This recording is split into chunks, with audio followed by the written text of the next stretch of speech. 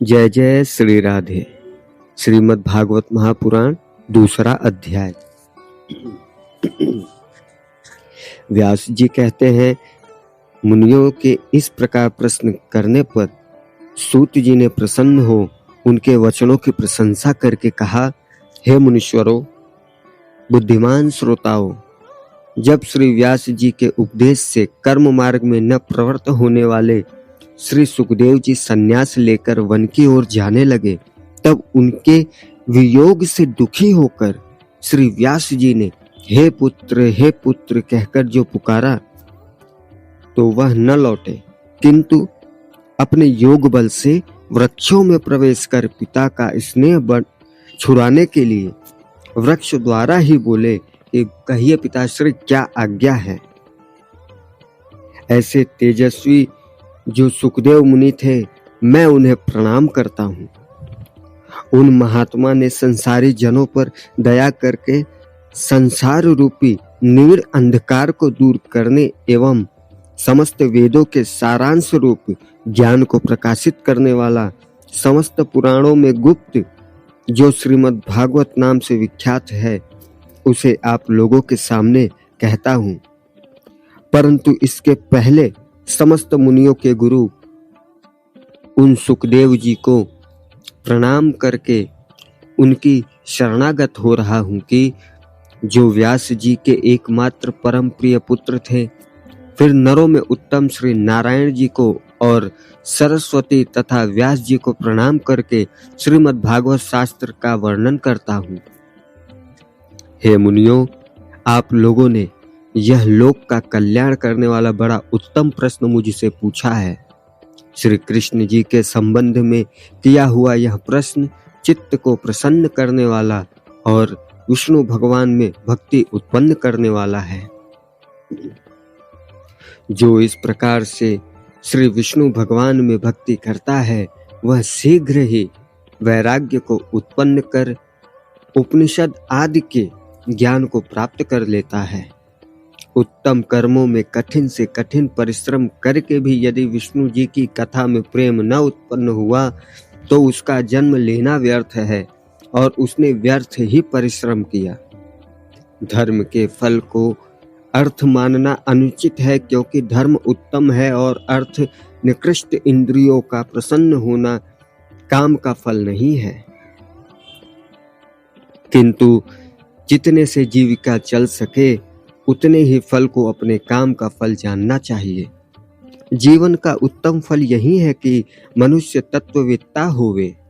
अद्वैत ज्ञान को ही तत्वज्ञानी लोग तत्व कहते हैं और उसी उपनिषदों में ब्रह्मा कहा गया है।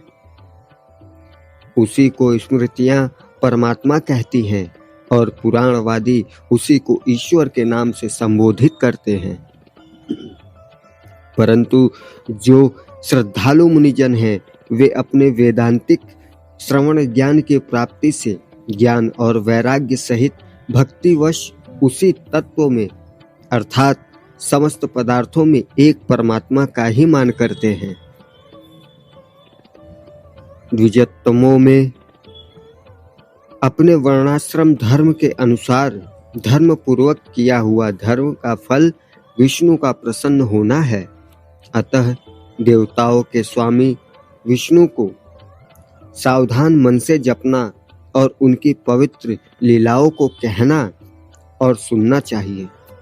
इस प्रकार ध्यान और पूजन करते हुए बड़े बड़े संकट कट जाते हैं। उनके ध्यान रूपी तलवार से युक्त विवेकी पुरुषों के लिए संसार में कुछ भी दुर्लभ नहीं है। तब भला ऐसा कौन है जो उन विष्णु जी की कथा में मन न लगावे। हे ब्राह्मणों, निष्पाप पुरुषों को तीर्थ सेवन तथा संतों की सेवा में धर्म में श्रद्धा होती है और श्रद्धा से विष्णु जी के चरित्रों को सुनने की इच्छा होती है तथा इस प्रकार विष्णु जी की कथा में उनका दृढ़ प्रेम हो जाता है।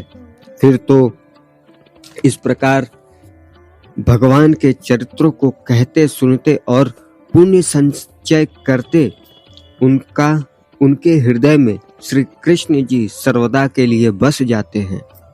फिर उन्हें कामादिक वासनाएं नहीं सताती। भगवत भक्ति एवं भागवत शास्त्र की सेवा में निष्पाप हो उत्तम यश वाले श्री विष्णु जी में अचल भक्ति प्राप्त कर लेते हैं, क्योंकि फिर उनके चित्त में रजोगुण और तमोगुण से उत्पन्न काम, क्रोध और लोभादिक विचार नहीं रहते और वे सर्वदा सत्व गुण में स्थित होकर प्रसन्न रहते हैं। श्री विष्णु जी की भक्ति और श्री विष्णु जी का ज्ञान मनुष्य को मुक्ति और प्रसन्नता देने वाला है, क्योंकि क्यों न हो, परमात्मा का साक्षात्कार करना ही अहंकार का नाशक है। जब भगवान के दर्शन हो जाते हैं तब सभी प्रकार के संदेह और कर्म बंधनों का नाश हो जाता है। इसी कारण विद्वान जन चित्त को प्रसन्न करने वाली श्री विष्णु जी की भक्ति को सर्वदा बड़े प्रेम से करते और सुनते तथा तदनुकूल आचरण भी करते हैं।